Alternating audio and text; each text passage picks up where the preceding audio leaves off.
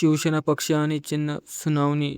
सर्वोच्च न्यायालयातील महत्त्वाची घडामोडी. सर्वोच्च न्यायालयात ठाकरे गटाचे शिवसेना पक्ष आणि चिन्हाबाबत महत्त्वाची सुनावणी पार पडली असून पुढील अंतिम सुनावणीसाठी 4 ऑगस्ट ही तारीख निश्चित करण्यात आली आहे. या सुनावणीत उद्धव ठाकरे यांचा शिवसेनेला युतीवादासाठी 3 तास आणि राष्ट्रवादी काँग्रेसला 2 तास वेळ देण्यात आला आहे. न्यायालयात ठाकरे गटाचे वकील कपिल सिब्बल यांनी प्रामुख्याने 2 महत्त्वाच्या मुद्द्यावर भर दिला. पहिला मुद्दा म्हणजे बंडखोरांच्या वेळी पक्षाचे प्रतोद सुनील प्रभू यांनी बजावलेला व्हीप आणि दुसरा मुद्दा म्हणजे 2013 नंतरची शिवसेनेची मूळ घटना. सिब्बल यांनी तर्क दिला की सुरुवातीला बंड करणारे 13 आमदारांवर व्हीप लागू होत असल्याने ते अपात्र ठरायला हवे होते. तत्कालीन सरन्यायाधीश संजय चंद्रचूड यांनी भारत गोगावले यांची प्रतोदपदी केलेली नियुक्ती रद्द करून सुनील प्रभू यांची नियुक्ती योग्य मानली होती. त्यामुळे